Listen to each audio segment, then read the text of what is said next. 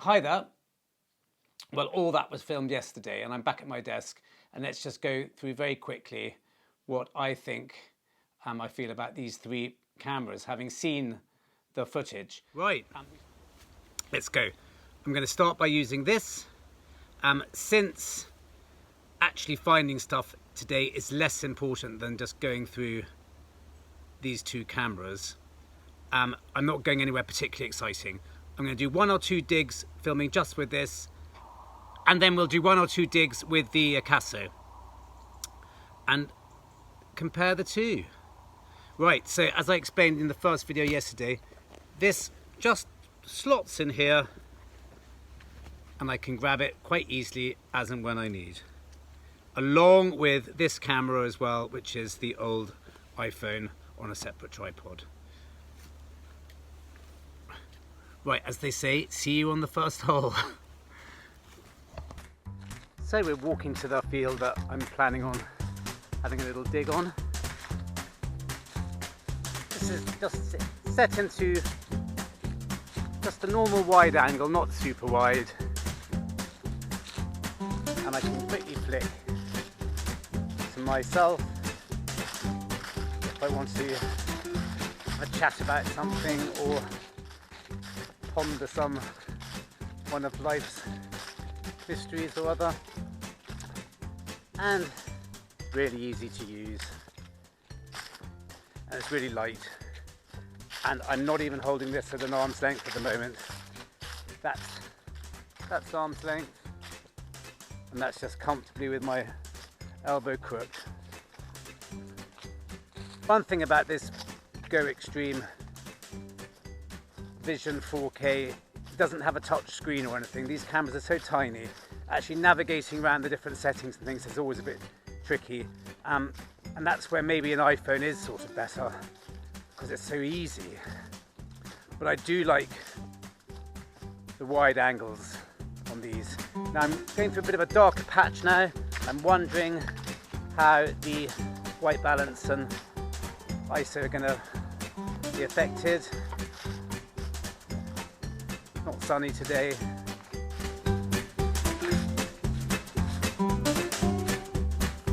Right, we've got a signal here.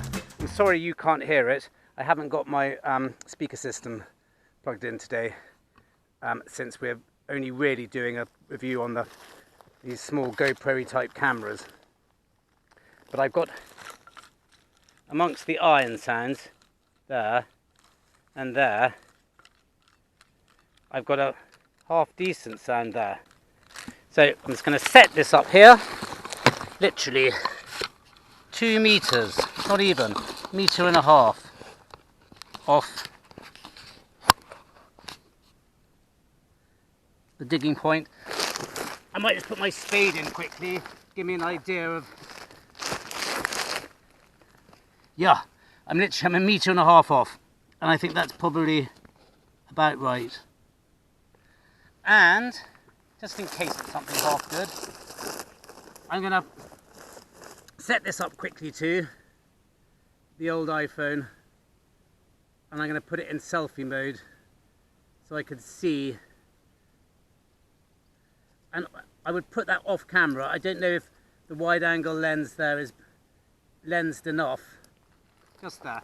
So it didn't take too long, but it is rather a sweat if you're doing it on every dig. More often than not, you won't record anything decent, and when you decide not to bother because it doesn't sound very good, you unearth something much. This stubble's a nightmare. Out! There it is. Right, nothing very fascinating, a strip of copper. Oh, what's this? Saxon lettering? Badly not. You know, there may be something on it. No, it looks a bit modern. Anyway, now you see I can go to that. I can show off that rather than having, well, we'll see. Does that look any good? I'm now right up close to the GoPro type camera, the Go Extreme, and we can compare the two. I've never really done this. Anyway, just realised I didn't even have the iPhone on in that last hole. So we'll do one more dig with this camera and then change cameras. But before we do that, a jaunty bit of scenic through the woods. Been in one rotten field and I'm now going to another rotten field. Well, it's still pretty gloomy out here, so I don't know how this camera's getting on with the light, but I found an okay signal down here. Even though I would put my house on the fact that it is a cartridge end. We'll dig it. It's quite nice actually, coming out and making a video without the pressure of having to find anything good. Because when you're filming properly, you just think, oh gosh, I hope it's something good, something exciting for people to see. Anyway, again, I'm setting the camera literally metre and a half away from where I'm going to start digging, if that, which is really. And here we go, back again with the iPhone. Make sure I turn it on this time. I don't know if it was already on in preparation. So I would set this off camera usually. But if I find anything good, there we go. And pretty sure it was just here. Diggy diggy, cartridge, cartridge. They did a lot of shooting around here in the days when the cartridge was made. Nice big sounds. Get the old carrot out.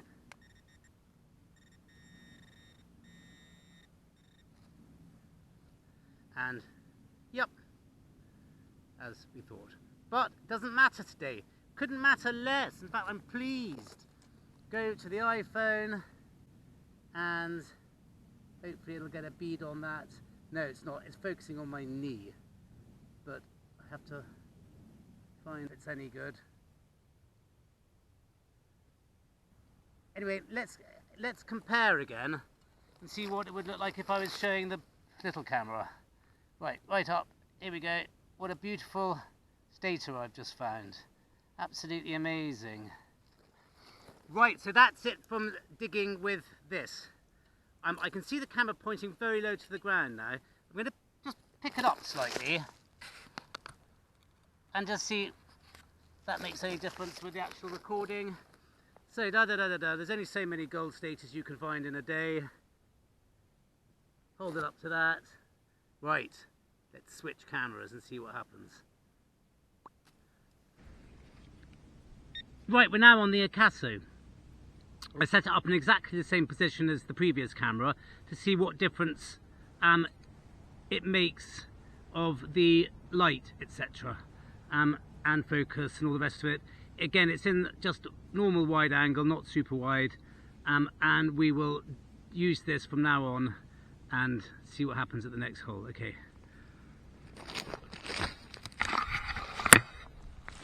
Right, going back through the same path as before with the Acaso. Wondering what the colours are going to be like, and back to the other previous field.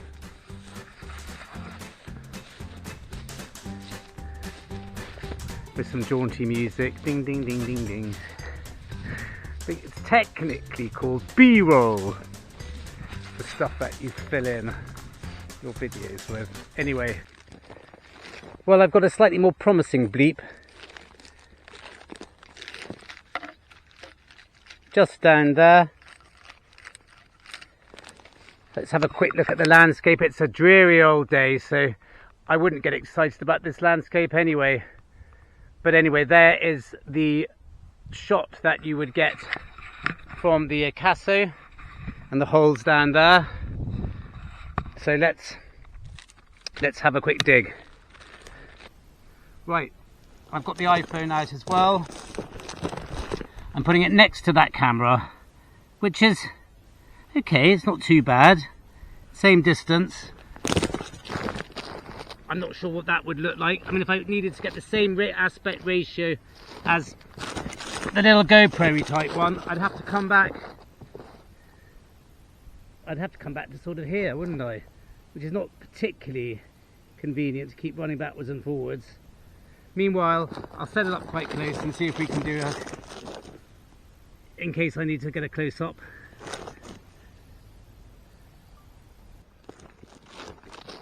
Let's give it a dig.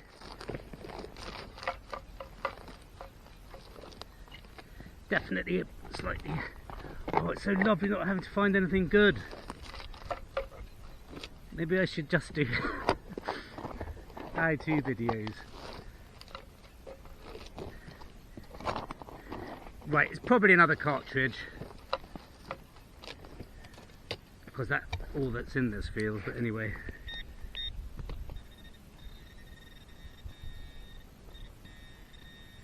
One thing, at least the audio won't be half bad today because there's no wind. It's completely still. Yay, look, it's a cartridge. God, it's annoying. The range of sounds that these things can make from something so dull and obviously cartridgey with a bit of old rusty metal where the charges or whatever it's called to. Something like that, which is quite red and coppery, just sounded really nice. Using the close-up cam. There it is. I suppose I could just lay it on the floor, grab it quickly, which I couldn't do if it was set up miles away over there, and just have a little look like that. That's the way forward, isn't it? Show it quickly to the close-up cam, and then cut straight to something like that, where I know I can get a bead and it's not concentrating on that in the background. You learn as you go on, don't you? Right. I don't think I need to do another dig on that. I think that's probably enough. Might do another video on a brighter day. It's so gloomy out here. I am gonna call it a day, I think. Right, see you back at my desk. We started off with this, which was the Go Extreme Vision 4K. I think this was best on focus. I don't think the colour was particularly good. The close-ups, when I used it for close-up, weren't bad. And it was okay while we were moving. I think this comes in second place. The Acaso, on the other hand, I think the colour was better. I think the general focus and image was very grainy, actually. It looked very old-fashioned a lot of the time. It was definitely a warmer colour. It didn't fare so well when we in anything that was moving. It really got very jolty and cut up the sort of, I don't know the technical terms for it, the pixelation or whatever, but you know, this was actually, this had better reviews, the Acaso V50 Pro, and it looks and feels like a nicer camera, but I just don't think it was as good. And I had it in almost exactly the same settings as that, so it wasn't anything to do with quality or resolution or anything. So I'm trying to think of something good to say about this. But I don't think I really can. I might check my notes quickly. Yes, I've just had a quick look at my notes. This definitely fared better in the light conditions we had yesterday. The Go Extreme, when I was against the very light, white, cloudy background, I was very, very dark indeed. You could hardly see the features of my face.